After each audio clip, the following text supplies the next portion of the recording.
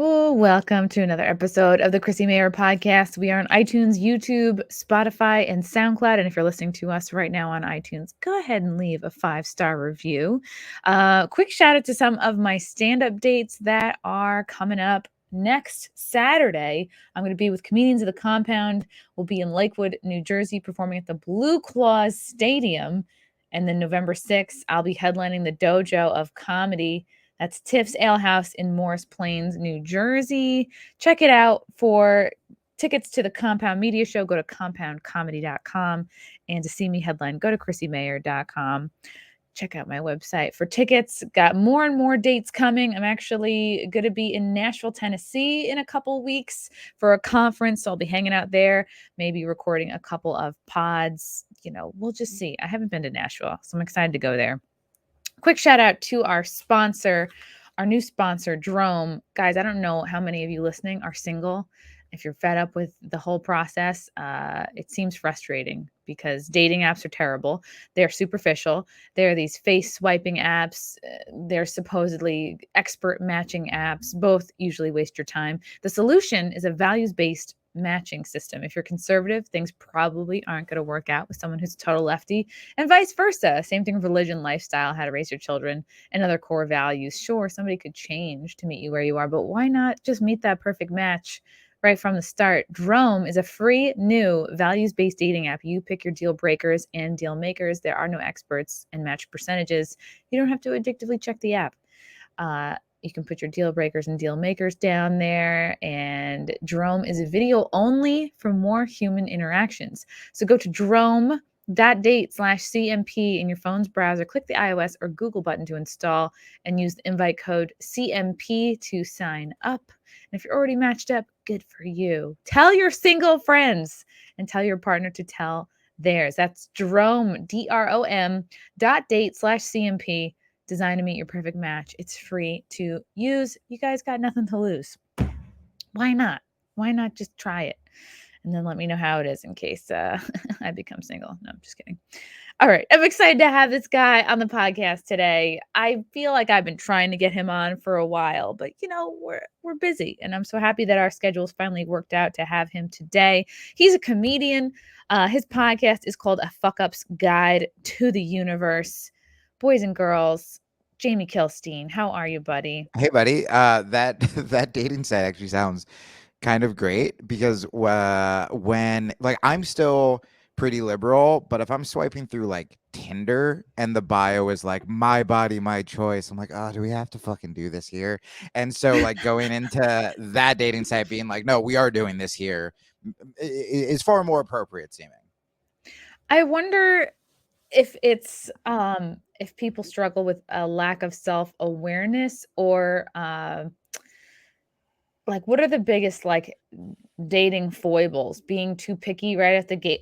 I think I don't know. I think do you really need to write everything down? I think like what's the point of a whole profile if like everything could sound good on paper, but as soon as you see a person and hear their voice and feel their energy, you could probably make up your mind in a couple minutes whether Dude, you I was thinking about this, and I don't know if it's just because I'm getting older, I've been getting nostalgic, but I remember like the relationships I had, which were actually pretty good relationships when I was 19 and like 22. Like they were both like 2-year just relationships. a boy. Just a boy. We met, yeah, before fucking divorce and terror and the reality. We just, you would just be, we met, like, I met my girlfriend on the street of New Jersey because I was with my little scumbag friend and she was with her little scumbag friend. And we like kept walking by. And then one of us said, hey. And then I ended up dating her for 2 years. He ended up dating the friend for 2 years just because we like talked all night and like walked around. And you're totally, I think you nailed it with the energy thing because I've read profiles and even like talked to people where I'm like, we're doing bits on the dating app and it seems cool. And then you meet them and it's not that it's very bad. And I guess I'm turning into that fucking kids these days, get off my lawn dude. But I do miss just fucking meeting someone in real life, getting that like weird excitement, like, holy fuck, is this happening? Instead of just the sad, show up and pray it's not awful. Imagine the confidence you need to have to make a connection just on the street with somebody. You have an instant, you have like a matter of seconds to say Hmm. hello before this person walks away. Like that's I'm gonna give you high praise for that Dude, because that's when I fucking knew I was getting older, is I was complaining to my brother about dating sites, and I literally just heard myself saying, I go, I just want to meet a girl at a bookstore. And I was like, Jesus Christ. But like I do. Like I fucking miss that. Like I have this image of, yeah, we were both reaching for the same fucking comic book. And I'm like, do you want to go like walk around? Like I used to do that shit all the time. But now I'm not talking to a woman on the street. Are you fucking kidding me? No a way. bookstore could be great, but if like I know so many guys that if they were to meet a girl in a bookstore and if she were like deeply in the self-help aisle, which is where I would usually live when I would go to Sure. bookstores, because Sure. Yep.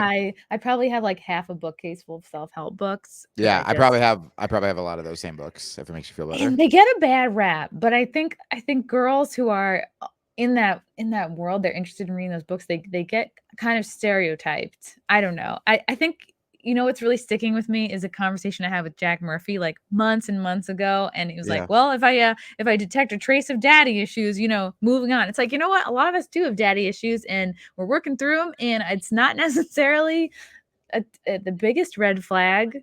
I don't Yeah, know. well, I mean, fucking, I have dad issues. That's why I do comedy. Like Yeah. that's why I fucking so, yeah, I have dad issues. I have fucking mom issues. I feel like anyone interesting probably does. You know what I mean? But I think the bad rap comes from, there are two types of people who get self-help books. There are the ones who give it the bad rap, who they get addicted to self-help, or they get addicted to buying the books. So they kind of think like, this is the book that holds the key. It's the new one. It's about positive affirmations or whatever. And then they don't really do the thing. So it's like psychedelics. Like if you start using mushrooms as like a party drug, or people are like, oh, you got enlightened doing mushrooms, like I fucking did it yesterday at Hooters with like 5 of my frat friends. It's like, that sounds fucking terrible, right? But if you do mushrooms, learn from it, figure out like, oh fuck, these were the realizations, these are the things I need to work on, blah blah blah, and then wait. I think that's the thing with these books, is they become addictive, where you go, this is the thing that's gonna fucking fix me. And so now you just have a bunch of books on your shelf you haven't really done any of the work for, because you had to buy the next book, but you're using terms like fucking shadow self, or you're calling yourself a If a guy is queen. saying And shadow self, okay, that is kind of a red dude, flag. that is Like, all "Yay." all of Austin. All of Austin are these like jacked fucking self-help bro gurus, and they Ooh. all like talk like that and do like ayahuasca and then talk about like your shadow self and shit like that. And they're just as fucked up as all of us are. But that becomes addicting, as opposed to, I think the way you handle self-help is, okay, my brain's really scattered, I'm really anxious, I'm going to buy a book on meditation. Then I'm going to try to apply that. Okay, cool. Now I have a handle on that, or I don't like that. I'm really fucking mean to myself. I'm going to buy a book on like, positive thinking or whatever, apply that or whatever. But I mean, I found myself doing that over COVID, where I would, before I even finished reading this book, I was like, oh, well, I have to get these ones. And it just becomes superficial. Like, I have to collect them all. And just That's because what it I'm is. looking at it, I have It's the had Pokemon of sad people. yeah, my sister gave me this book for Christmas last year. This was the first Yep. Gabrielle Bernstein. I have, I think, all of her books, Yep. and she was the first one that I kind of like got hooked on, and I Well, actually would like pay to see her speak live in the city a few times. Like, I because she's was a big like, fan. yeah, because a lot of the self-help people are like kind of gross, and I feel like she was like manifesting, but for hot people, and then no, and then people like you could be like, okay, like I get her, and yeah, Yeah, so much of there, it is like, oh, do I want to not like be like her, but like it helps to be hot, it helps to be thin, it helps to be like I have a husband, it helps to be like I was manifesting this child and now I'm pregnant. Oh, and she's yeah, like, I have this house in the woods. I was like, okay, it helps when you have your shit together if you're trying to yes, sell a yeah, self-help book. you have to find people who you sort of relate to and want to emulate, and it's, you can find good shit in all of the books, even the ones that are full of shit. Like, I don't know if the fucking secret's real, but I know that like sports psychology is real. And this is my problem with comedy is every time I start doing comedy again, I'm so mean to myself and I'm writing all this like shitty stuff about myself. And you really do start to believe it. Whereas when I'm not doing comedy and I'm around jujitsu people or fighters or, you know, people with confidence, I'm suddenly like, ooh, like I really like myself. But then I'm like, I am not funny. And so what is that balance of this like manifesting, believing positive stuff, believing that you can, you know, play the garden one day or you're going to attract the perfect partner, and also being funny, being able to be self-deprecating, being able I had Mhm. Lisa Lampanelli on my podcast and she doesn't do stand-up anymore. And she's like so happy and super into like minimalism and shit. And she made so much money back in the day from the Oh, roast that yeah. she Lost a she ton of weight too. lost a ton of weight and she's so happy and healthy. And we talked about this on the podcast where she was like, I'm still a fan of comedy, but that world was toxic for me. At first I thought that was a And gimmick, and then I talked to her too, and I was like, "Oh, okay, she is for real." it's Yeah. totally real. Yeah, because she's not doing it. Like she, you know, she wanted me to get her on this like minimalism podcast that she was a fan of, but like zero interest in comedy and stuff like that. But she's still fucking funny She's and she's still still so funny, and she she's still so quick. brings a Yes. comedic outlook into her life, and that's what's so interesting to see. Like, you bring up a really interesting point, Jamie, is like a lot of comics, like we have we sort of carry with us through the years, I think, a comedy identity.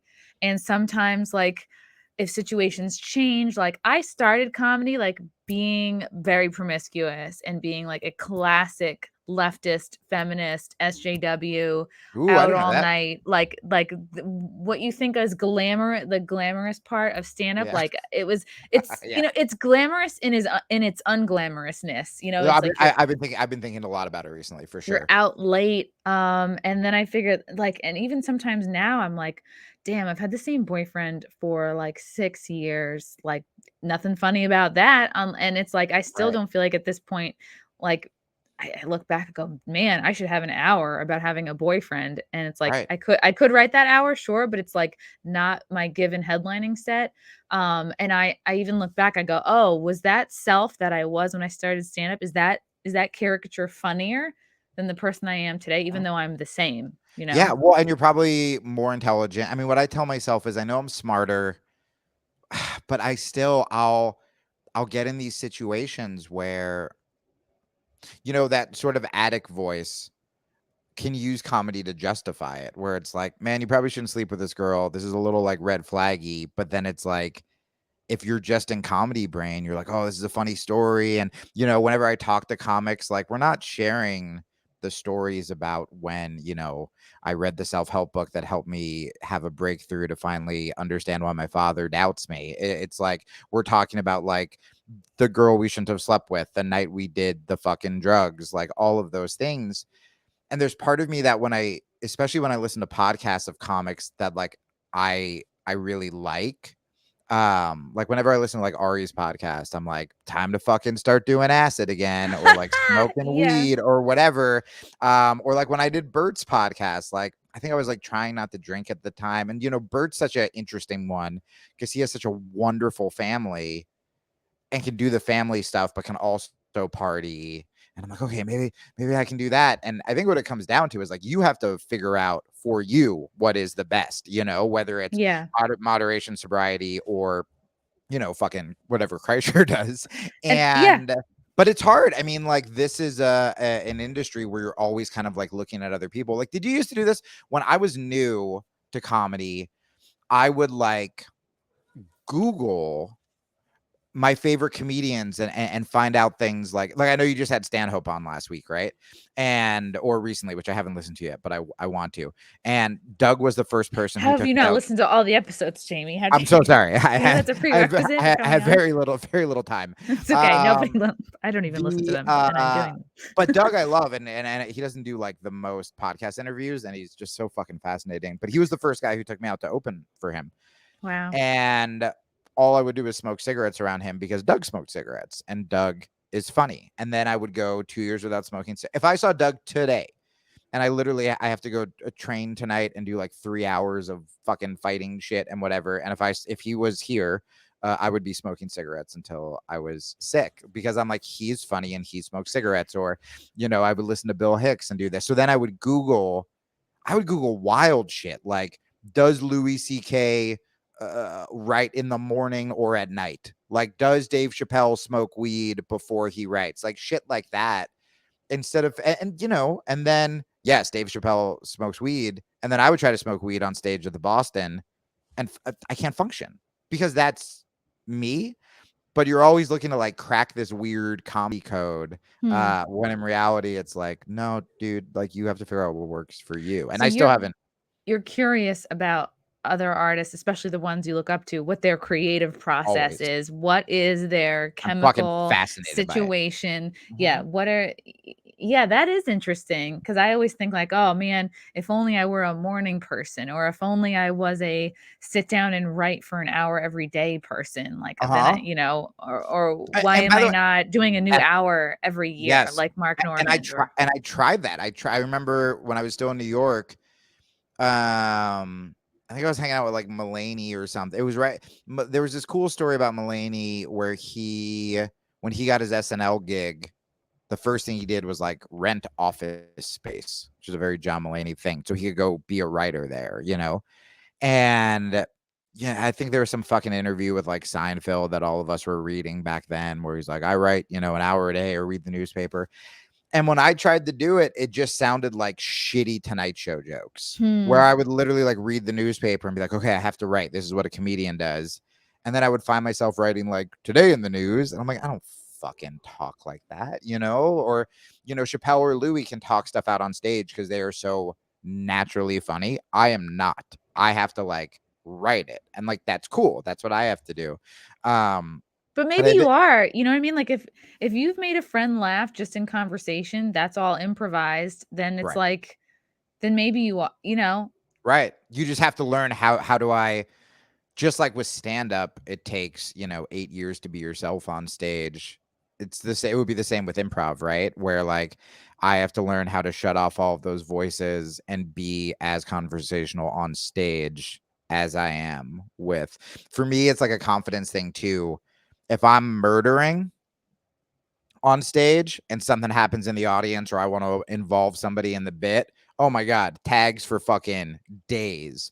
But if I go up there and like improvise a first joke and it does meh, okay, I'm going right to the material. I'm not going to be like, let's go to the crowd. Like, I can't. When I see like MCs and like new comics, their jokes tank. And so then they go, what do you do for a living? I'm like, oh, I don't know how this is going to work. Like, if you're really I see I I get so like asking nervous for people what them. they do for a living. But I it just, depends if I'm hosting or if I'm like if it's a two-man show where it's like that's what I did with Doug is like I opened when you're the opener, it's like you kind of host and you feature. yes. So it's your job to like fully warm them up like a host would, but also you get in some solid material because you have that feature amount of time. Yeah, yeah, yeah. But it always feels like a risk when you go into the crowd and you ask them what they do because it's like I don't have a joke about every occupation, Right.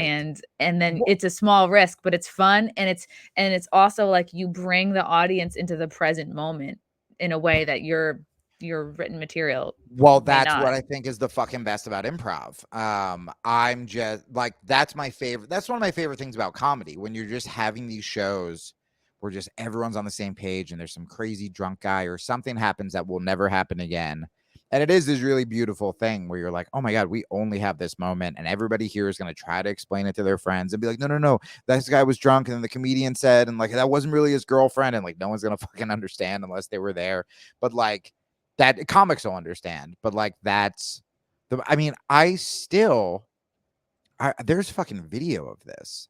Uh Before I knew that Alex Jones was like a big conservative, whatever Alex Jones is right now, there is footage of little woke Jamie opening for Doug Stanhope, gleefully introducing Alex Jones to come up on stage because Stanhope and I were in Austin. We were here. We were in Austin, and Doug goes, "Hey, it'll be funny.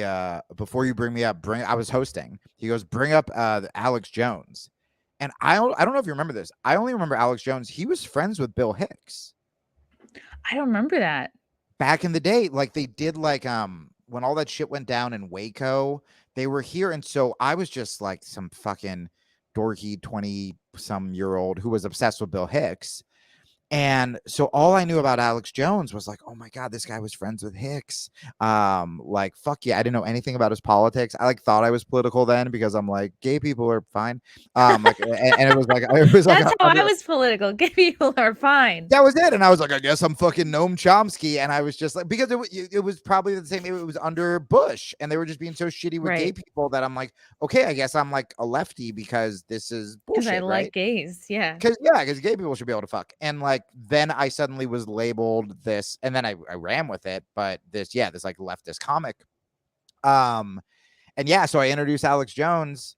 And half the audience walks. He's screaming about the New World Order. Doug is laughing hysterically, smoking cigarettes on the side. I'm like, I'm never going to work this club again. It was the fucking... Remember what club? Cap City Comedy Club, which is reopening. And I will hope they don't remember this as I try to get booked there now that I live in Austin. You're not... Are you from LA? Did you move recently to Austin? No, I was a New Yorker. Most of my comedy career...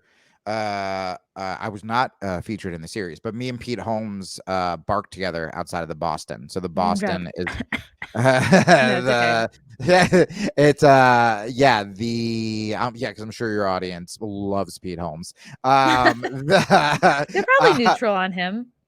I think everyone's neutral on Pete Holmes. I think he's even neutral on himself. He's just a neutral presence. Yeah. And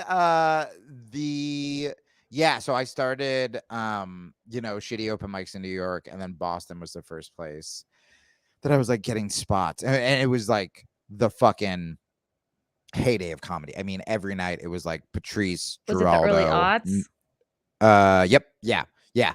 So yeah, Patrice, Geraldo, Norton, Chappelle at the height of Chappelle's show. So watching him workout material in front of 40 people and have to leave because it was just NYU students screaming, "I'm rich, bitch," and he had to explain to them that is a TV show and that is not stand-up comedy. It was the fucking they think wild. They're helping too. Yeah, they would literally be like, he would be doing. I remember one night at the Boston, there were probably like 30 people, and we were in the back, and he was doing material about the war in Iraq, and somebody shouted out, "Do Rick James," and he desperately tried to plea with them that is a sketch. I cannot do a sketch. This is stand-up comedy. And then when like the news was like, he went to Africa because he's on crack, I'm like, nope, I know why he went to Africa. Like, I fucking saw the NYU shows. Students broke him. Yeah. I mean, they pushed him to his brink. Yeah, that's literally what happened. He had a bodyguard. That was the only time I saw a comedian with a bodyguard. Like, it was fucking wild. And so we would just watch those guys every single fucking night. And it was wild. But even when you were talking about crowd work, I was thinking about, I was and still am, New York comics are my favorite. I think that's even why in my wokest of woke phases, I was still filthy, like language wise. Like no one makes me laugh like those guys.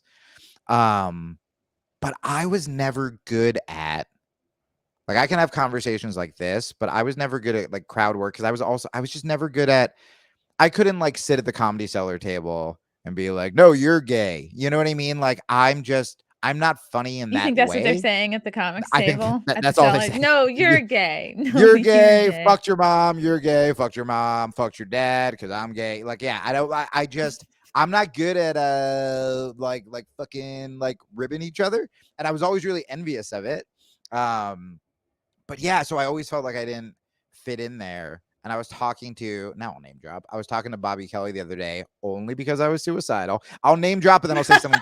I'll say something terrible about myself to excuse my name dropping. No, it's okay. You've been doing this a while. You know a lot of people. I'm just shitting on you. Here's my Pete Holmes thing. I'll name drop Pete Holmes and then say we recorded a podcast and he didn't air it because he didn't want to get in trouble. Boom. Wow. So he's the fucking nicest guy in the world and very funny.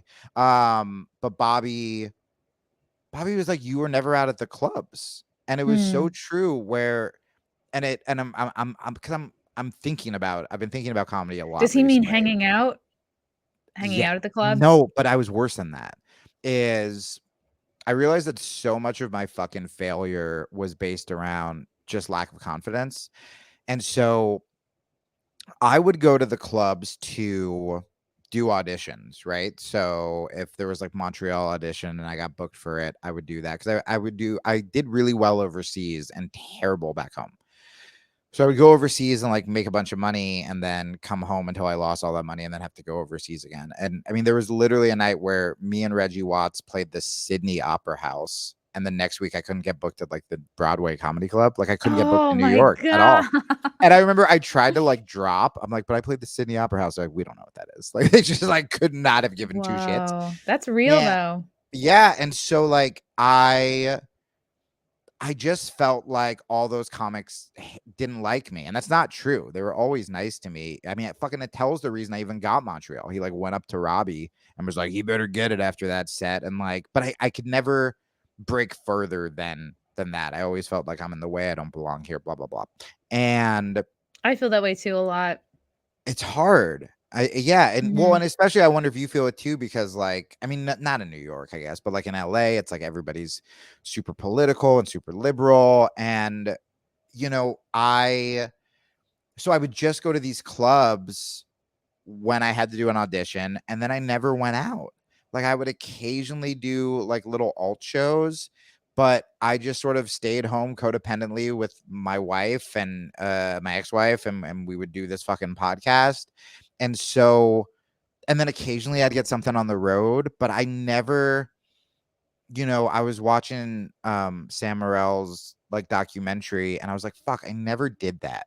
I never like went club to You never made a club. documentary about Sam I Morril. never I never fucking made a documentary during COVID. I fucking dropped the ball. But like, yeah, and I wish I could go back. And I guess I mean Austin's sort of turning into it, so maybe I can actually like give it a shot. That's sort of what I'm thinking about. But I was always just afraid to go all in and be a fucking comic. And then once I got my own audience, that was fucking the death of comedy because they just agree with you and shit. So I could go on Hmm. the road and play for like, 75 people, but make enough. And then it's like, well, why would I go to the cellar where they're probably gonna hate me, or why would I go to whatever when I can play in front of a bunch of fucking vegans and they're gonna clap at everything I say? And I still try to be funny, and I still have that comic part in me where if I'm playing for a totally woke audience that agreed with me, I would try to be as like edgy as possible and see what I could get away with. But it was still very fucking easy. And so what I kind of want to try to do now is just go out and just play for club audiences who like don't know who the fuck I am, who don't, and just be funny. And I did some of that over COVID, and it was great. I was like, I just forgot that clubs were fucking great, and people who look like they wouldn't like me. And I played in Arizona and like states that I probably wouldn't have even played in when I was super woke, and it was so fucking fun. And I could make fun of liberals, I could make fun of conservatives, I could talk about relationships. Dude, I never talked about relationships because I thought I had to be this fucking Bill Hicks guy where I'm like, I got to talk about the war and injustice. And Hmm.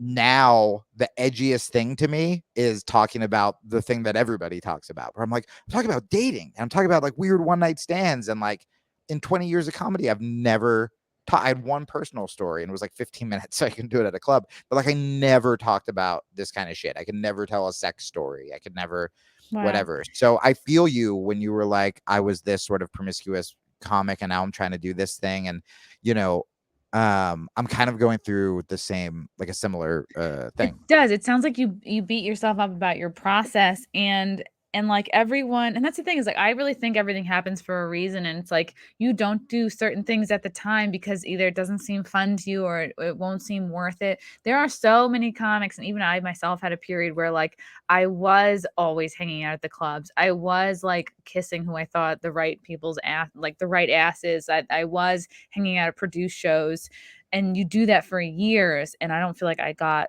very much out of it at all. And then there's, you said you're like, oh, I was home holed up with my wife. There's also people who waste years like grinding away at the scene, and they Right. never meet anybody, and they're miserable and they're lonely, and they just Right. like look at their apartment and their cat and they're like, well, I'm just getting older. So don't beat yourself up, and there's no like you start stand up and they go, here's your guidebook. It's Oh, I like know. it's like just about every other profession. you have an idea, like you go through certain schooling or internships or whatever. There's a path. There's no path in this. Right. Um, Well, and I you feel like I wouldn't have worked the my ass off and for nothing. And then when I moved into podcasting more, I worked considerably less, but got way more fans and more out of it. So it almost to me feels like, oh, I don't deserve that because I'm not like, I am not killing myself. no. It's just I adjusting your stream, I I was guess. actually just gonna compliment you about that, where it's like you didn't take the same path as a lot of comics, but you have so much more freedom because of where you ended up, and I think about, because I'll beat myself up where I'm like, just think about like the fucking bridges I burned, or like, oh, I knew Mm. that guy, or like, oh, the guy who books Netflix, I like screamed at him about like fucking Palestine on Twitter. And like I just think about all that shit and I'm like, what was I doing? But at the same time, It's funny. if I kept going down that road, like, dude, I was so miserable. I almost had to rock bottom. Like, I was so depressed. I was so miserable. Where now I'm like, I feel like I'm old, like I'm almost 40, but at the same time, for comedy, it's not really You're a old. Like, man. if I, You're right, fine. right, You right, have right. no timeline. How There's fucking crazy. no. How fucking crazy is that? Like, for women, it's so scary, but like literally every male comic peaked at like all the big ones right now. They all peaked at fucking 50. Like Burr, Rogan, Chappelle, Louis. I still mention Leslie Louis in Jones. the top, right? Can we talk about, by the way, you're one of the only people I think I can talk to about this. My new favorite thing in like lefty or alt podcast, like not this world podcast, is when people are talking about comedy. They're not talking about controversy. They're not talking about Me Too. They're talking about comedy. And they want to either they go to quote a Louis joke because they used to talk about it, 10 years ago, or they're listing the best comics and Are you they talking about can't. civilians or comics? No, comics, but like in the lefty kind of famous, world. And they can't just say a Louis joke if it's part of the conversation. So if it's a conversation about like abortion, and they just automatically, because they used to tell this story, be like, oh yeah, Louis got that great joke about abortion. They have to go, Louis has that great joke about abortion. I don't approve of what Louis C.K. did We to don't those talk to her women. anymore. Yeah. And then they have to go back to tell the fucking joke, or you have to preface, Louis is one of the best comedians, but also like, I've never masturbated in front of women. It's just it's a very fucking bizarre world that those things have to be like compartmentalized. Anyway, Separating the art from the artists, right? Like everyone's very like, you're judgy. allowed to say Louis is still very funny. Of Like, I course, think you yeah, can say that, and that undeniably. doesn't mean you approve or disapprove of fucking of any, like, Jerking off in front of somebody. Yeah, you can say that he's funny without being like pro jerking off in front of somebody. or even have a fucking stance on it. You don't even need a Mhm. fucking stance on it. You can still think, dude. I went back and watched some of his specials yesterday, or last week, and they're out of control. They're so fucking good. They're so fucking good. I should rewatch some of those. Yeah. It's a fucking blast. I will You tell you. mentioned earlier like you have an addict brain or an addict behavior. Like have you given Mhm. up? Do you qualify as one? Like have you given up something or do you No, just feel like so it's funny you asked that. I several times have been convinced that I'm an alcoholic, but I don't get drunk. And I think the only reason I'm not an alcoholic is because I'm a pussy lightweight. Like, I hate being drunk. I hate it. And I hate being like out of control.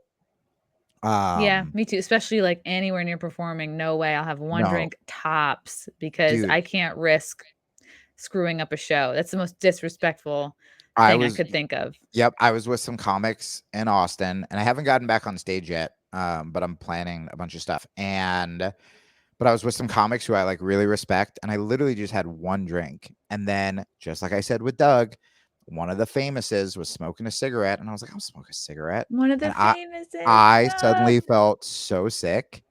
And the idea of saying something embarrassing or whatever, I was just like, I have to leave. And I literally just like, I left. I was like, I'm not going to be this. Like, hey, like, some people can fucking pull it off. And again, once again, Shane Gillis, who I think is like the fucking funniest comedian right I love now. Shane. And you just hear him, and he's drinking beers with the boys and hanging with Stanhope. And I go, I can do that. I can't do that. And I want to be able to do that, but I can't. So I have addiction to my family. My mom's an alcoholic. I think that's why I always just assume that I'm an alcoholic or whatever. Like anytime, Because it's in your family. because it's in my family and it just like was such a huge part of my childhood.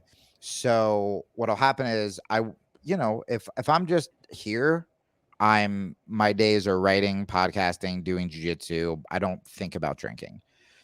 And then, which is why I don't think I'm an alcoholic. But then if I go on the road, I think it's more that kind of peer pressure trying to be cool thing. Mhm. I'll have like a drink before each show, but then that turns into Wednesday, Thursday, to Friday, to Saturday, and suddenly I've drank every day after not having drank in like 6 months, and I go, "Oh, am I an alcoholic?"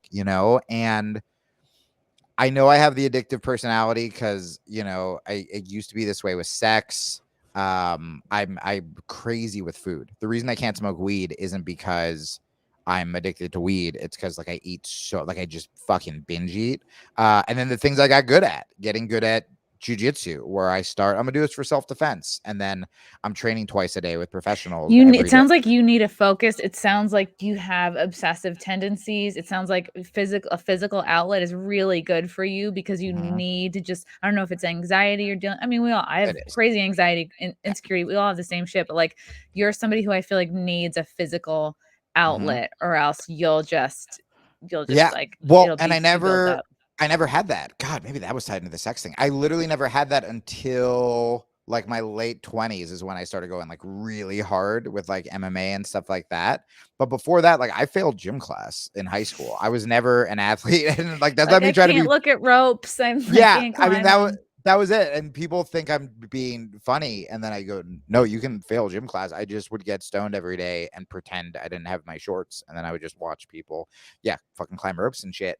And so I was never an athlete. I still have imposter syndrome about being an athlete, but it is what has, um, I think, really stopped me from like spiraling to like a dark, dark fucking place.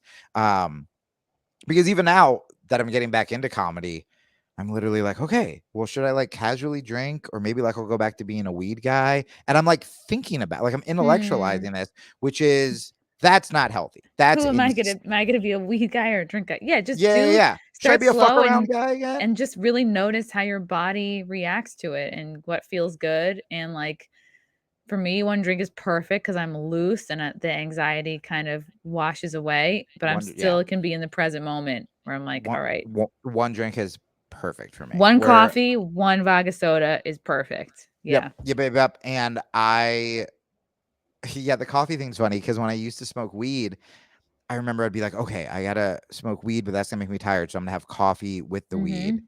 to be normal. I'm like, why don't I Yeah, just do I had nothing an then? If I'm ex-boyfriend, we just smoked so much weed together, and we were constantly smoking weed and drinking coffee, like, that's all we did. right, because you're trying to It's like really weird. counter the first thing you were Mhm. doing, and you're like, just don't do either thing.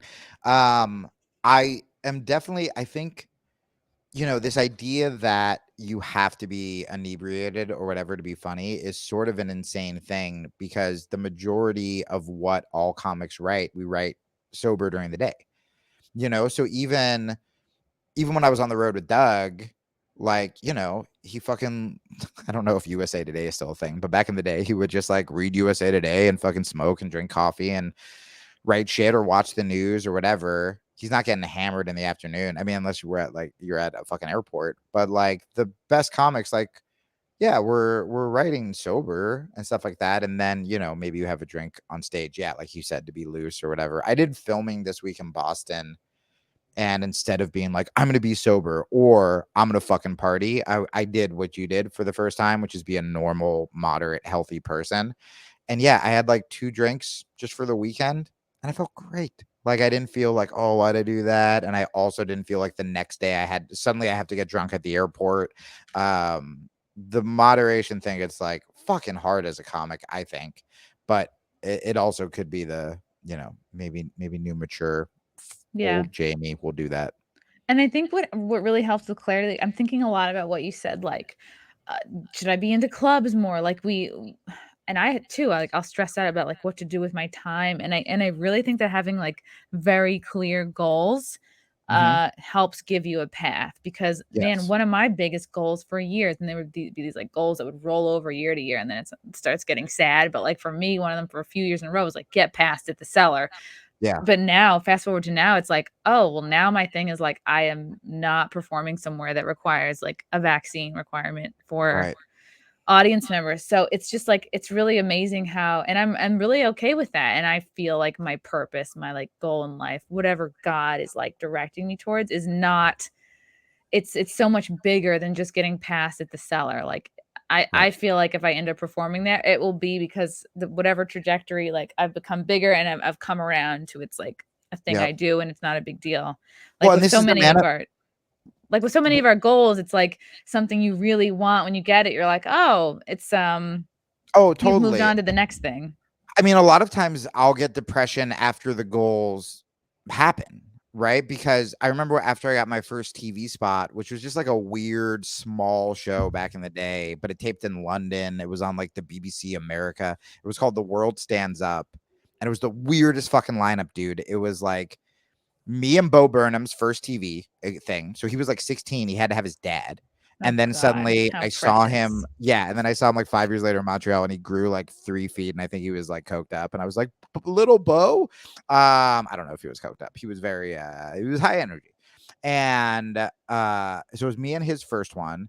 And then like Big J was on it. Ian Edwards was on it. But then like Joe Coy, it was such a weird fucking show, and it was in London, and I was like, I did it. I'm on TV. And my set was like mediocre, but I was like, I'm on TV. I got flown to fucking London. It was like the first nice hotel I stayed at. Which you're fucked when you're still a poor comedian and they put you up at nice hotels. Nice hotels charge for everything.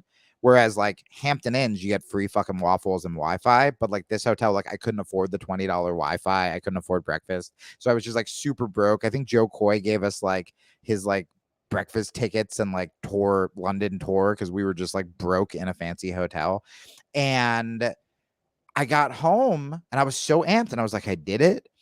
And then I got home and I was just like waiting for the phone to ring, like the president of comedy was going to call me and be like, you are You anointed made it. now. Yeah, totally. Mhm. Like, here's what you do next. And it's like, no, now you got to wait for the next high, whatever that is. But what I was going to say with you in the cellar, and this goes back to Gabby, that author you were talking about, and manifesting, is even if you don't believe in like energy or manifesting, or if I picture myself at the cellar, I'm going to be at the cellar or whatever, by you spending all of that time honing your craft and becoming the kind of comic that is so solid you can be passed at the cellar, that actually probably opened the doors for you to do these other bigger shows that maybe you wouldn't have been ready for if you weren't like, I'm going to be the kind of comic who's going to be at the cellar. You know what I Instead of mean? fixating on the one location, like this Yes. one club. Right. It's like by believing you can play at the cellar, for me, I've always had this like, I'm going to play Radio City. I'm going to play Radio City.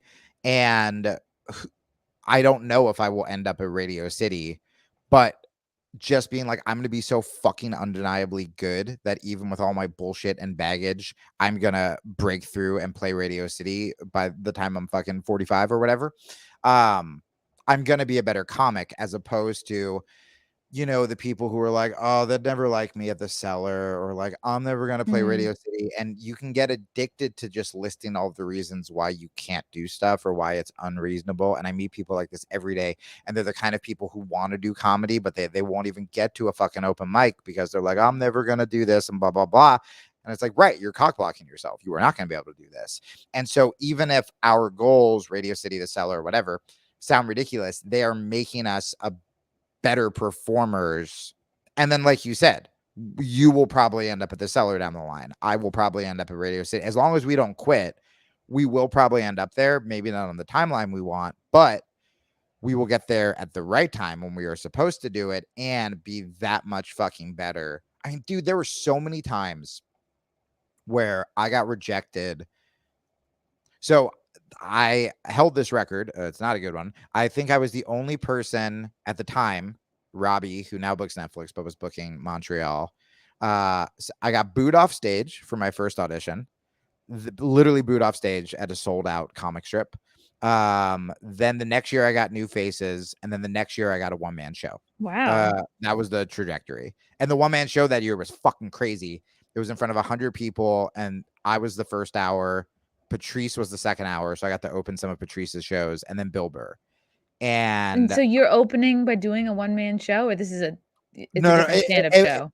yeah, it was just like Okay, me doing an hour, new audience, Patrice doing an hour, new audience. But then Patrice would have me stay, and I would do like 10 minutes to open his show because he wanted like an cool. opener, and then new audience, and then Burr.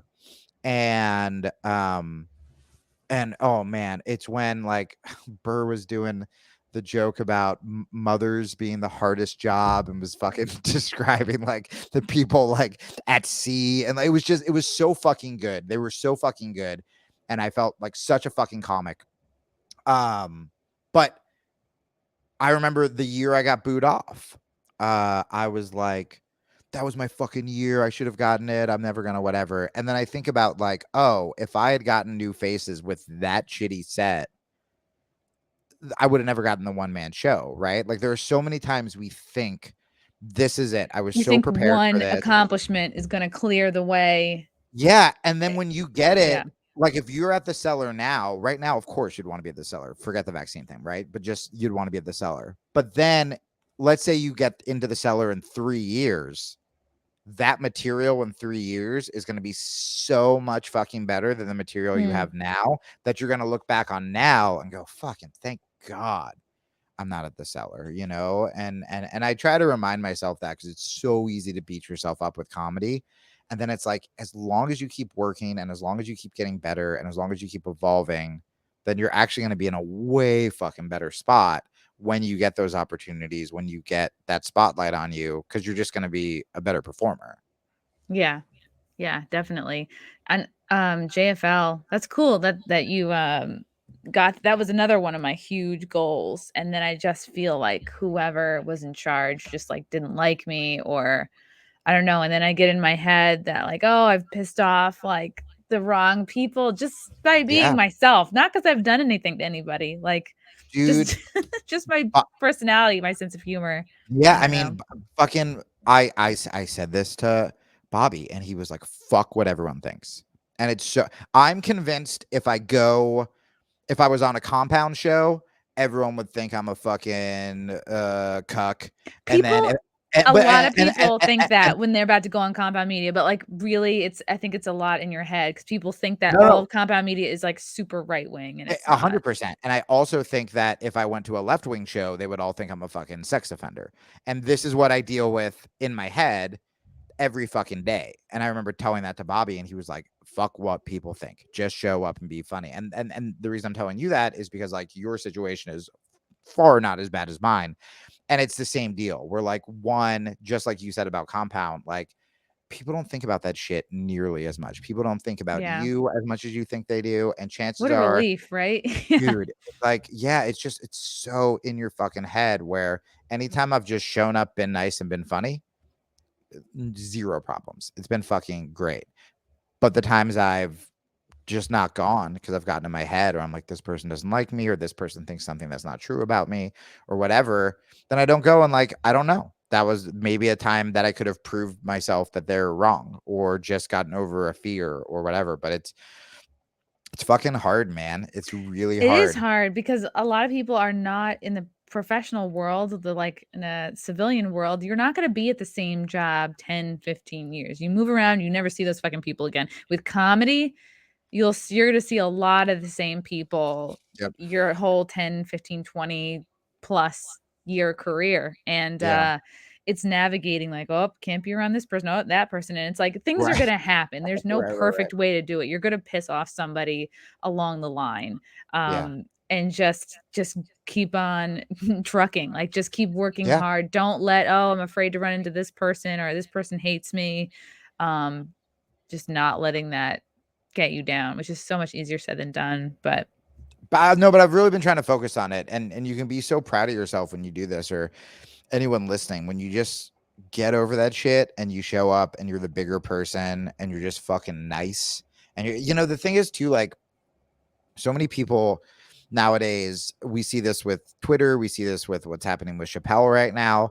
and I used to do this, where instead of dealing with their own shit and their own issues and trying to advance their own career, is they just try to bury other people and very Mm. successful people. And so, with comedy, maybe it seems bigger because it's verified people tweeting about Dave Chappelle, but it also happens at fucking Trader Joe's when people are gossiping about the new shift manager. Like, it is in our fucking DNA to be gossipy little cunts instead of trying to just become a better person. And so once I stopped worrying about what the fuck other people are doing or being like, fuck this guy, or, oh, I can't believe this guy got that. Like, I may not be more successful yet, but I'm so much fucking happier because I'm like, all that time I spent shitting on other people on Twitter, I'm going to spend writing, or I'm going to spend, whatever, Yeah, did you I wanted people to hear, if they didn't know, you had a little bit of like a cancel story. Like, can you explain how you kind of went from an SJW, more identifying Yeah. comic, to Yeah. Yeah. whatever this is today? I also a normal comic, a normal healthy person who can see both sides. Yeah. Quickly, before we move on, Pat Mahoney is very upset we haven't got to his super chat yet. So, Let's get the Pat. here we go. From Pat, fight Aaron Berg at Skankfest. I will coach Aaron for free. Are you going to Skankfest, Jamie? You can absolutely coach Aaron. Aaron's one of like Aaron's a close friend of mine. I love Aaron. Although if I like the idea because he, I believe, has a gun in his profile picture, Pat. I like the idea of him coaching Aaron for free, but his coaching has nothing to do with mixed martial arts, and he just sits there with the gun ominously threatening me Just until claiming I it, tap yeah. out. I'm like, I give up, dude. I don't fucking want to deal with that. No, I love Aaron. I Aaron's think the I best. think the last time I did Aaron's show, I said, yeah, I maybe said I was gonna fight him. But yeah, Aaron and Gino, and this is what you Put my said money too. on Like, Aaron.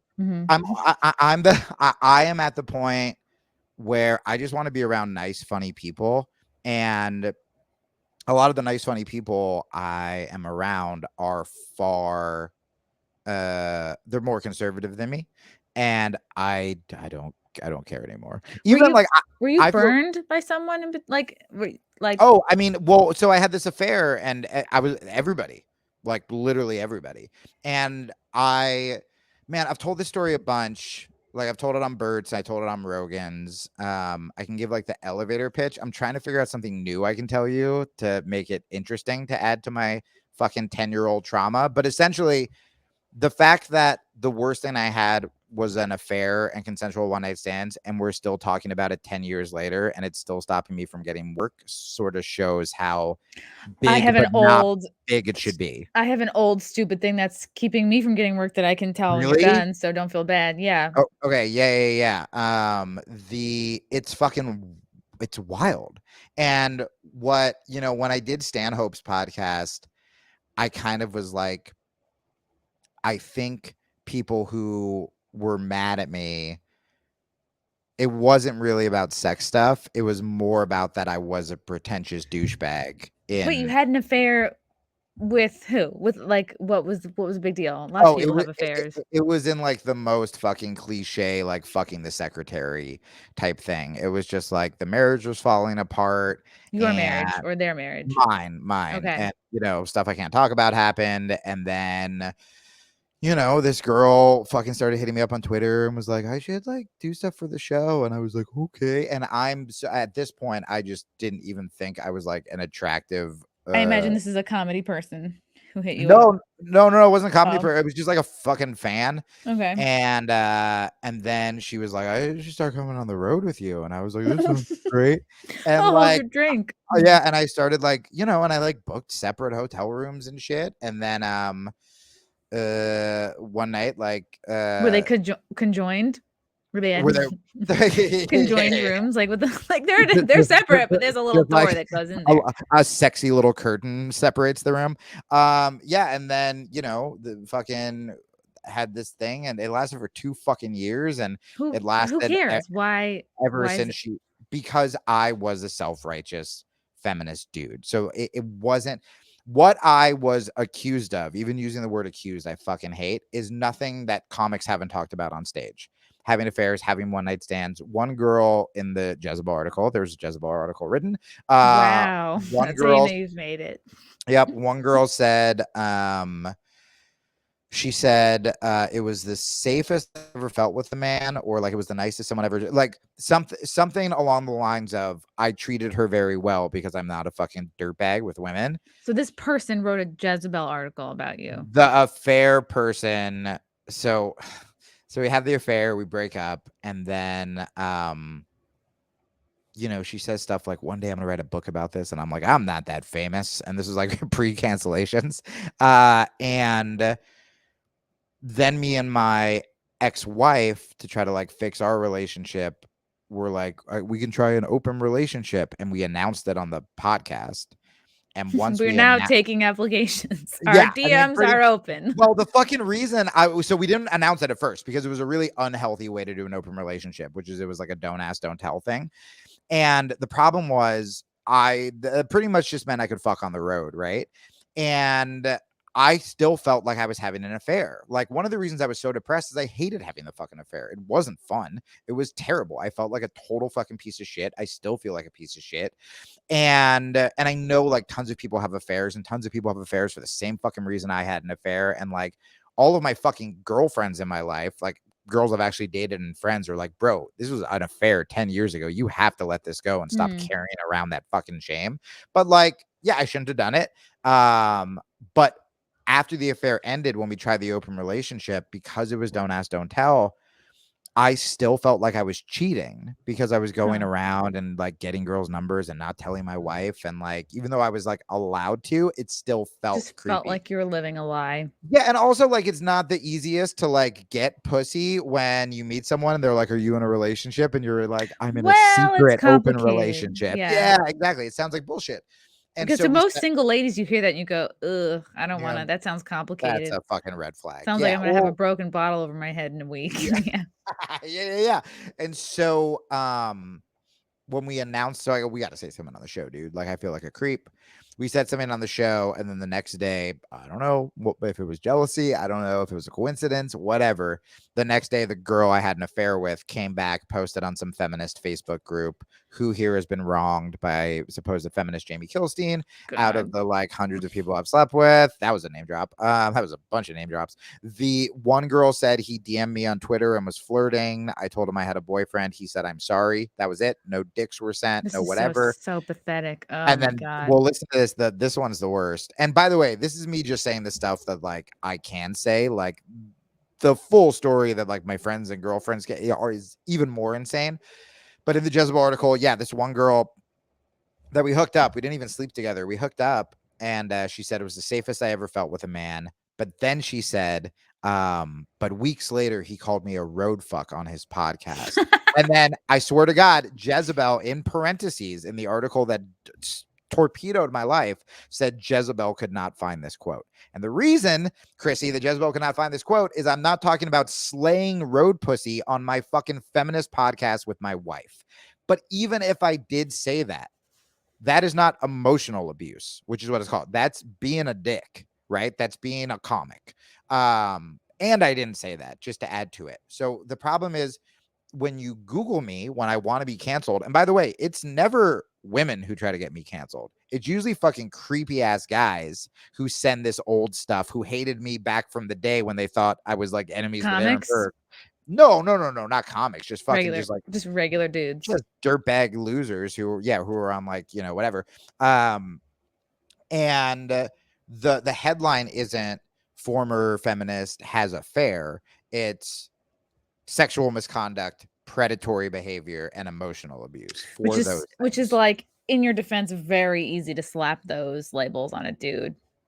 It's crazy. Well, and and I'm sure you will agree with this, but the people who have emailed me, I mean, the most support are not just women, but they're women who have actually dealt with predators, stalkers, emotional abuse, shit like that. Because I mean, this is where the Me Too thing went off the rails. Like, it's, if you're comparing Aziz to Harvey Weinstein, if you're comparing an affair to, fucking grabbing a girl, like whatever, people take all of it less seriously, because now there'll be some like sexual assault case and people are like, oh, what, like the Aziz thing, was it just like a bad date or whatever? And so it's kind of insulting for the women who actually have been through like abuse and crazy shit. I like that there Uh, are comedian ways to categorize like I know. abuse or molestation. Was it a disease? Was it a Louis C.K.? Was it a Hey, Cosby? Was it on the on the was it a Dalia Weinstein? scale, is it Yeah. a one? Yeah. Yeah, comedy. Jesus Christ. But and that's the thing too, is like the majority of people who are trying to get Chappelle canceled don't give a fuck about trans people. The majority of people who, will try to get a guy canceled, it's like they're not doing this for women. They want Like power. what? Yeah. Yeah, and they want their dopamine hit, because like Mm-hmm. I used to do that. I was miserable in my Wow. relationship. I was failing with comedy, and so if I had a chance to fucking tweet at some celebrity for being a dickhead and write something funny, and I saw people would retweet it and fucking celebrities would follow me and whatever, like I would feel good about myself. And at the time I thought what I was doing was righteous. I didn't have the introspection to be like, oh, I'm doing this for dopamine hits because I'm super fucking depressed. It's That would not be like, a great like reply tweet under just anything that does really well. by the way, Just so guys, I you was guys know. really depressed. That's okay. We all do that. I really enjoyed like a couple years ago. I went after Chrissy Teigen just because I fucking can't stand her, and Sure. she is evil and compromised. And sometimes it's fun to just point out the realities of someone's situation. And you get a little high on it. You're just like, you're battling with a fucking celebrity and you got a little army behind you and shit like that. And the problem is I became super addicted to it, and then it became my like identity. And I Hmm. think the thing, and I've talked And this was to, in addition to being a male feminist. So I know, yikes. I know, Ugh. my days were packed. With just You fucking, were busy. I was a busy bee. But I think the thing that I forgot about comedy, it was so easy for me to shit on comedy because I felt like I failed, right? Like that's why I would shit on comedy, is I was like, it comes down to they don't like me. And what's so crazy is, I mean, dude, I almost started like, I don't know Bobby Kelly that well. And I almost started sobbing on the phone with him because he's a dude that like we've done comedy stuff together and podcasts, and was just so there for me. And when I got canceled, I What were you mean, canceled from? Or was it my just like a it, wa- public shaming, a no, public it was my life. It was in a day. I lost my wife, who was my best friend, all of our friends, because every one of our friends was like a journalist, progressive, whatever. So literally ugh, blogger zero, friends? yeah, zero of my friends. Now that I couldn't get them on fucking an MSNBC morning show, Okay, so they're zero. not real friends. Well, right, but at the time that they were all I had, and so Right. zero of them called to make sure. I mean, I'd already been pretty public about like suicide stuff, and none of them even texted, even if they disagreed with me, to be like, "Hey, man, I hope you survive." Like, I Yeah, don't they should agree. have checked to see if you were on a bridge somewhere. So yeah, so they were all gone. My all my money obviously gone. My fans, all of them. Like it was the wildest shit where I had someone on my Facebook a Because couple all your days. friends were like leftists, though, it Well, seems. once they were given the orders, they just kind of, they were like, we're gone now. And so, and some of them are like trickling back now, which is like, it's sweet, it's weird, but like the craziest one was there was a dude on Facebook who, because before it went public, I don't think I can I don't think I can talk about like divorce stuff, but like I voluntarily, instead I was like kicked off the show, I voluntarily was like, hey dude, if you're getting like fucking crazy emails from people, I didn't think it was gonna blow up. I already moved to LA. My wife and I were always already separated. I had a girlfriend in LA. And I was like, why don't I just like produce the show and I'll just like do behind the scenes shit, and like I don't have to be on it. Like I want to do stand up anyway. That's why I'm in LA. And so I stepped down from the show, and so people were writing really nice things on my Facebook, and somebody wrote something like, I just want you to know, like, I wouldn't be here without you. Like, your talk about mental health, you saved my life, all this shit. Then I got canceled. Motherfucker doesn't even delete that post. You know how you can add a comment on Facebook Uh-oh. Yeah. adds to it. You're a fucking piece of shit. I hope you fucking die. Like all this stuff. And like that was my life. What year Big was this? I don't know, dude. I've blocked it all out. I mean, it was probably like 6 or 7. It was a very long time ago that it should not be affecting me anymore. No, it's And okay, 'cause I'm just putting it into, like, the context of, like, the oh, the cultural, kind of obsession with, like, cancel culture, oh, 'cause I can help you, Chrissy. Not to brag. I should put this on my resume. I was canceled before Louis C.K. I was technically okay. the first So comedian, I think. pre-2010? Yeah, You I think that's fair guess. to say? Okay. Sure. Yeah. Maybe around then. Okay. 2010, 2012. Yeah, 2012. I don't know.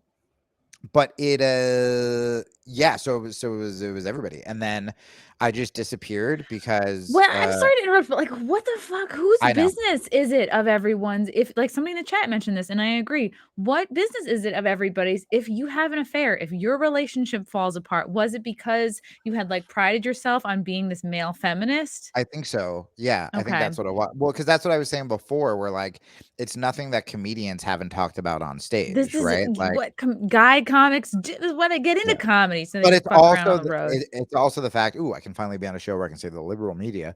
It's also the fact that like if you Google it and don't read the article, and let alone a lot of the stuff in the article isn't true. But even if it was all true, it is just the stuff I told you. It's a fair a tweet and this fucking road fuck story. Like, who cares? So that's Yeah. it, right? And again, most of it isn't even fucking true, but if it is all true, it's that. But the problem is most people, if you're a club booker and I don't have a Louis CK audience, right? I'm not that popular. And one person tweets a club and goes, "Hey, you see this guy?"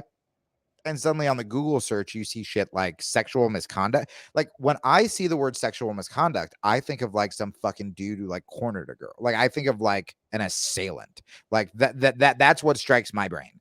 Or predatory behavior. I mean, I did Corinne, Corinne Fisher, who I adore with all my heart, brought me to open for her last year at Zany's. And, primarily female audience, female manager. And she and Lucy, the booker of Zany's she goes, "Hey, I just want you to know you treat my wait staff better than comics who have not been canceled." And I go, I know, Aw. because like fucking and it sounds silly, and but like that line actually makes me feel like a better human because you start to believe, just like you can believe your own hype. You start to like, I walked around LA that week even though I had a girlfriend next to me. I walked around like I was accused of rape. I walked around with a fucking hoodie. I walked around with fucking sunglasses, like because there were big lefty comedians trying to score points, just like old Jamie would have Yep. tried to score points, and like they're Wow. burying me, so they're blowing up the story even more. Like it was Oh, yeah. fucking Wow. crazy. It was fucking crazy, and I, there are times where I feel really, if it still affects me, and I don't know if you feel this way. I mean, you have a good thing going there, but like for me, I didn't really have support until again I started reaching out to comics again.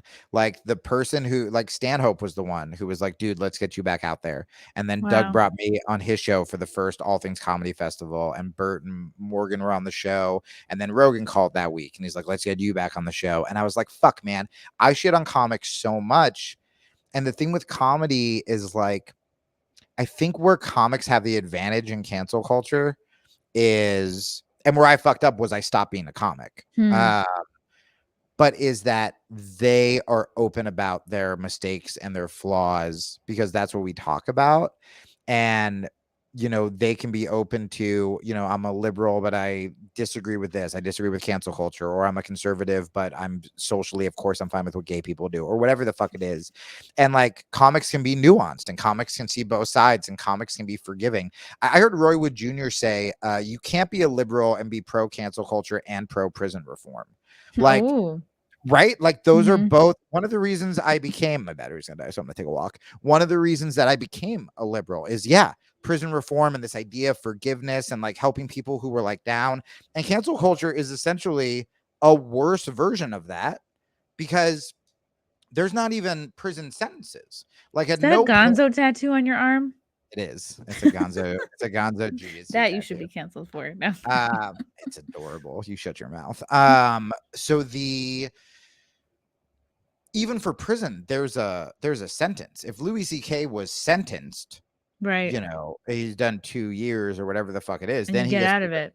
he gets to go on and work. But it's like there will be people protesting every show he does for the rest of his life. And again, luckily he has an audience and he has a lot of talent and, you know, can kind of keep going. But this idea that like when people are still trying to cancel me, and I don't want to sound victim-y because I'm not, but there is this point where I'm like, oh, you literally just are going to do this until I kill myself because you Wow. never want me to work again. And it's been 10 Here's years. here's the thing is like when you work in a high exposure media environment, so that's any entertainer, journalism, anybody, like you know, anybody in the realm of a public figure or a media environment, it's like you put yourself out there so much, and your peers and your haters, it's highly likely that they will also be like highly media versed or whatever, or Yeah. Yes. so if they hate you and they know exactly what to say, it's kind of easy to bury somebody, to ruin somebody's career, to put out a hit piece, because you know Totally. exactly what to say to bury a guy, you know exactly what to say to bury a girl, and like you and I are good examples of both. Yep. And you know, if you're decently connected, if you right can get something out to Jezebel or the fucking Daily Beast or whatever, and it's like you don't even need to be true. It doesn't even need to Yeah. be factually correct, and you have that media literacy where you could bury somebody Well, do you and feel bust their like it's still like, I feel like you have such good, like, it's not good for your psyche or mental health, but I feel like because you've surrounded yourself with people who don't give a fuck, who have your back. You know, I remember when I did Aaron's podcast, and I haven't seen him in so long. You know, we met at a Berg? club. We did a Oh, show yeah. together in Toronto forever ago. And the fact that like, you know, like he made fun of me during my woke days, but like we had this like real connection from way back in the day. And when he had me on his podcast, and I just felt like, oh, that's right. Like comics have each other's backs. And like, I don't know. What I was gonna say is because you're surrounded with those people, or Compound, you know, like Ant was fucking canceled or whatever. Do you and just being a comic in general, do you feel a little more invincible? Like people can Hmm. come at me, but also like it doesn't matter because I have fucking backup, or does it still sort of terrorize you? That's actually I love that you're asking that, because that's a two-part question. So I feel like the relationship I built with Compound Media and the comedians there, it wasn't just that they had my back. Like for the instance with like Kate Willett, and I've told the story before, but she's this very lefty, liberally woke comic, like you know, friends with that whole, you know, a Netflix darling, had a 15-minute special, Comedy Central, like in that whole world. Sure. She didn't like an impression I did of her on In Hot Water. And it like circulated, and people didn't really see the impression. They just took like screenshots and like just said the Sounds right. worst. Yeah. It's a perfect example of somebody who took like kind of the Me Too movement and took full advantage of it. Like she thought that I had made Compound Media fans go after her, and I'm like, look, no, they just love us and you suck. So Right. that's Sure. just what they're I'm not like I'm not like ringing a bell. um but like yeah, I mean that whole story would take like 10 minutes. Sure. But I feel like once I kind of joined up with Compound Media and I realized that these are all really funny people and how important like free speech is, that like I would put myself out there, like my name, whatever, to back up Compound Media and the other, like I kind of had their back first and had Compound Media's back first Oh, and that's had cool. Kumi's back. Like I went out of my way to like in articles or interviews or whatever to like talk about Compound Media. And I feel like so when the Kate Willett shit happened, obviously they're all Gino, Aaron, they're all there too. Like we're all going through it together. Um, that was a moment of like fusion, like, all right, we're definitely we Yeah. see the reality of this insane situation. And I think she was coming after me a bit harder than she was Aaron Berg, because he was a little bit better connected and he's a guy.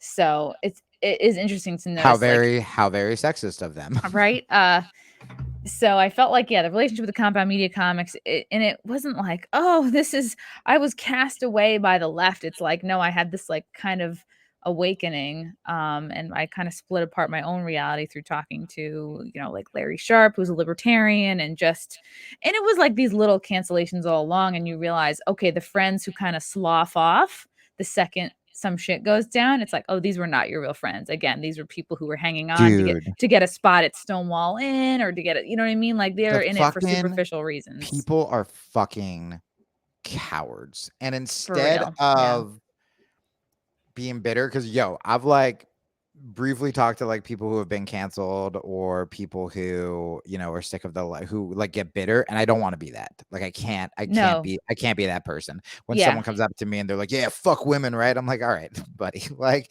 what happened to me, like it wasn't fun, but That like guy just needs somebody to do that with. Yeah. yeah, like I just don't want to live in that world. Oh, wait. So It's to answer the other part of your question, so oh there's like yeah, the compound media relationship. I feel like I fight for them and they fight for me, and now we're kind of like buds for in the sure. sort of in the this fight or whatever, and this fight for like, no, it's funny above all else. Like, once you put something before funny, whether it's being politically correct, whether it's like not pissing off the trans community, anything, if you put anything Yeah. before being funny, you're compromised. God, You're like, no one made me laugh like Ant when I was growing up. yeah. No one. So the relationship is sort of like we met each other Symbiotic. halfway or Yeah, yeah, whatever. yeah. And then the not giving a fuck thing just came with time, like, and never apologizing. And you realize, like, oh, the haters, they kind of move along faster if you don't apologize, because they want to Mhm. find a weaker target. Because again, it's not about whether I apologize, whether I'm genuinely sorry. It's like they just want to know that their impact has made it so someone can't create again. They want to Oh, just they'll take tear people. somebody out. Yeah, they'll tear people apart more when they apologize. When Louis apologized, that made it almost worse. Yeah. You know, So I you oh can't do sorry, sorry, that. sorry. No, I mean I disappeared only because I tried to kill myself. And where I Oh, was all like, right. I can't handle a backlash. And at the time, my girlfriend wasn't home when it happened. And I was like, well, she's gonna leave me. And so I have nothing. I have no money, I have no job, I have, whatever. And so when she supported me, because she, knew who I was like, okay, I'll be fine with this, and I'm just gonna disappear from like the public. And so I started teaching jujitsu and shit like that in LA. But I never made like a statement or anything like that, or Yeah, I didn't either. and fuck them. Like they don't deserve it. And the fact that for me or for you, I'm gonna start working with my old comedy manager who I met through Robin, and he managed Patrice, and like, I mean, this guy just like doesn't give a fuck, and he's such a good dude. And I was telling him about these things I got canceled from, like still, and he was just so fucking livid on my behalf. And I realized that like, oh, nobody was like nobody defend, like there are so many people, and same with you, where when you suddenly get in trouble a little bit and people are like, oh, I'm just gonna disappear, like, I don't publicly tweet a ton about like cancellations, because the last thing I want is someone to add my name to make someone look worse, you know what I mean? Mm. Like I think I wrote a piece defending, well, I wrote a piece defending Norm. When, remember, Norm got canceled for defending Louis and Roseanne. He didn't even do anything. He Yeah, got canceled no, wow. for You just can't give a fuck. And like, it sounds like a little bit, the little part of you still is like, even saying like you're nervous, you don't want somebody to add your name. It's like, fuck those people. You know I what I know. mean? Like, I because know. all those little impulses are creatively stifling you, and you just have to let that all go. I know it's easier said than done, but like, Yeah. it's holding you back. Well, and that's what, and thank you, like, because you and the comics I've been talking to, that's all they're saying. They're like, just be a fucking comic. Just go be a fucking And comic. also, it's Fuck that all this same shit. thing of you are remembering shit longer than other people. Other people are not. They've moved on to their own shit. You know what I mean? Like, this stuff with you hasn't even it's years and years old at this point. So like, Right. just remind yourself that of like, oh yeah, they're just on to the next one, whoever the fresh kill is of the day. Right. Yeah. And, and there's part of me that like, it's like, I do want to jump on and like defend Chappelle and shit like that. But for me, I'm like, I'll talk about it on podcasts where I can be open, but I don't want to become like a more conservative comedy version of the shitty person I was on the left. I want to Mm. just attempt to hey, I just want to do comedy. I don't have to jump on every fucking trending hashtag or, whatever. I can retweet my friends or like them. Or like I said, if I have a friend who goes through shit, like even like me and Shane became buddies when he got canceled because like I reached out to make sure he was okay. And then he became wildly successful. And now he'll give me advice when I'm like, hey, I'm trying to get back. Or like I only know Ari a little bit, but when the Kobe thing happened, just even DMing him and being Oh, like, "Hey, that's dude, funny. I hope you're not fucking dead," and then finding out he was like, "Oh, I wasn't even on my phone. He's like, I was just fucking Yeah. living my great life." But like, I will try to reach out, like in that way, just because it just you feel so fucking alone. Like Yeah. still there are still times where if it happens, like I feel so fucking alone. But Ugh. ever since I started talking to comics again, Yeah, you gotta just reach out whenever you feel that way, yeah, and like comics we're so fucked up, but like a special breed. Like I had convinced myself that every comic hated me, that every comic was just out for themselves or whatever. But like you forget how fucking cool they can be too, or I forgot. Just because I felt like a fucking failure. So, if I have to start from the fucking beginning again, if I have to I don't even want a fucking headline. I'm like reaching out to some of my friends. I'm like, just let me feature. I'll break even. I'll fly myself out. I'll fucking feature. I just want to learn how to be a fucking comic again. I like the material I have, and fucking see what happens. Yeah. That's good. You're in a good place about it. I think so. Couple of super chats from Josh. Oh my gosh. Shout out to my dad for raising me with good morals. I don't know what this is about. Wonderful day to you, Chrissy and Jamie. Let's go, Brandon. Or maybe we're That sounded talking like he about our was in the lack of wrong morals. super chat. Oh yeah, Yeah, I'm like, maybe. this is for a different show. No, thanks. Night Train. Hail, Chrissy. John Doyle is a self-righteous jerk who is porn obsessed. You handled it with a smile as usual. Bring Dave Rubin on. Come on Friday. John Doyle, he's very anti-porn. I don't know John Doyle. Dave Rubin's on my podcast. He was nice. Ooh, yeah. I would love to have Dave Rubin on. I'll fucking slip you that email, but none of you guys tell Oh anyone that I'm giving shit. out his email. Yeah, you have to just like I would say be very clear about your goals and don't give a fuck about the past because I think most people forget Yeah. it. Yeah. Well, or again, a liberal point of view when we were talking about prison reform, you just show people that like you've grown. Like that's another thing with cancel culture is like you're essentially stifling growth, right? Where if I wanted to, so I think I've talked about this on other shows, maybe not. I don't know if I'm supposed to, but there was a point where I was fucking super broke in LA and I got offered like a book deal to do the like former feminist is now whatever fucking hates women, like write that book, or like why I left the left. I mean, The kind of like art of fucking negging. Yeah. yeah. But like, I mean, sort of like Dave Rubin. Dave Rubin was he was a liberal Yeah, and then like he just went more walked away. conservative and now he is wildly popular. I mean, he's a conservative dude. And I really thought about it and I obviously needed money, but like I didn't want to be that person. And I said, no, like I could have built an audience as just marketed myself as the anti-woke, anti-feminist, but like my goal now, like I don't want to do any of that. I want to be a comedian and like that's it. Like I just want it to be like about being funny, not about being, what fucking side am I on or what political panel can I be on? I'm just like, I did Hmm. that already and it fucking broke me. Like if you're not feeling called to it, then don't sweat it. Like I never Yeah. thought of myself as a political person or a comedian. And even like that was the first thing Doug said to me when I was no, I'll drop his name. No, I opened for Yeah, him do it. last month and he was like, wow, I really expected you to be so much more political than you were like on stage because my material like really isn't. But my Yeah. like just judging from my Twitter, you'd be like, wow, this chick is. But I only became involved because I started really caring about free speech and Yeah. it pisses me off and that's why I'm active and outspoken about it. So yeah. But yeah, if it's not calling to you and it's not making you happy, then don't sweat it. Well, Then and the don't comedians I like the most identified as comedians so that when they did attack something, if you do a bit about free speech, if I do a bit about, whatever, cancel culture, it's that much more impactful because we're not like a fucking pundit with an agenda. Like we are comedians. And so like Shane's special is a perfect example. Like he'll make fun of both sides and you're like, I don't really know what side he's on. It's like, he's just being funny.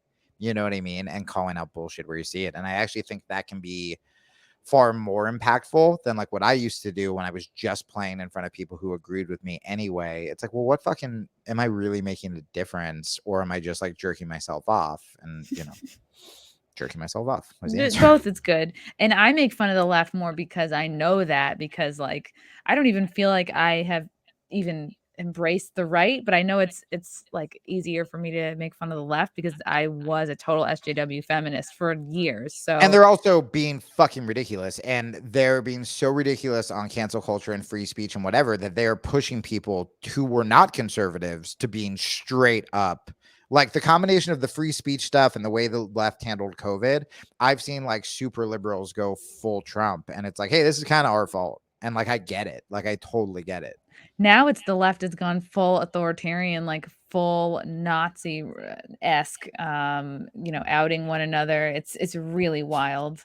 By the way, that's going to be the new thing I do to not be canceled. I love that you were like full Nazi esque. Esque. Nazi esque, not full Nazi, full Nazi Nazi-esque. And then people go, "Oh, you're conservative, you're on the right." And then I'm like, "But why do I have so many porn star friends?" Like I know that right. the human urge to put someone in a box is Well, like the is answer is strong. to shame them and show them Jesus. It's like I like them. Obviously. They're fun. They are super fun. Jamie, what are you have a podcast called A Fuck Up's Guide to the Universe. Yes, so you guys can listen to that. I've had everyone from I just had a porn star on. I had Nicole, my friend Nicole Aniston. I love Nicole She's the Aniston. best. She's the She's best. the best. Wildly famous porn star, and she's really intelligent and really funny and sweet. And we're actually going to start our own project as well. Wow, that's Which is great. cool. So she was just on the show when like that OnlyFans catastrophe happened, but then I had like the showrunner of Family Guy and comics, and you should come on the show. And we just talk about, I mean, kind of what we were talking about in the beginning was self-help. Like I've made so many fucking mistakes that we can give advice, and I could be like, don't do this because I did it and it was bad. And so that's kind of the premise of the show. So you can look up A Fuck Up's Guide to the Universe or go to Jamie Kilstein podcast.com. If you are a stand-up booker, I will do your show. Hopefully I will be doing more You're in stand-up Austin soon. right now. Yeah. Yeah, I'm in Austin, so I'm gonna start doing stuff at the Creek. I just talked to them, which will be really cool. And just trying to get out on the road and find comics to go out with. And like I want to do shows with you guys. And yeah, it'll be fucking I'm very excited just to be around funny people where you can just be yourself and be broken and be a fucking weirdo. And like I forgot that that's what the most comedy fans are, even though I think I have a lot of you blocked from when you used to call me a faggot. Wow. And as always, Cushy Dreams, your go-to for all things CBD related. I forgot to do this read earlier. Go to Cushy Dreams. I think I had a good lead in. Yeah. Go to cushydreams.com right now and use promo code CMP to get 20% at checkout. Join the men and women who are sick of vapes and gummies and want to smoke their CBD. There's different indica sativa blends like Relax, Dream, Energy, Hustle, Create, Peace. So there's something for everybody here. Smoke your CBD. It's great. It's helped me with my anxiety for sure. Lab results all on the website here, so you can see they're constantly testing for compliance and purity. Legal in all 50 states. Go to cushydreams.com right now and use promo code CMP at checkout. Jamie Kilstein, thank you so much for coming on. I feel like we could have easily talked many more hours. Let's do it again. Can't wait to have you back. And Hell yeah. I'll see you next time I'm out in Texas. All right. Thanks, buddy. Thanks, chat. Bye, guys. Bye. Bye.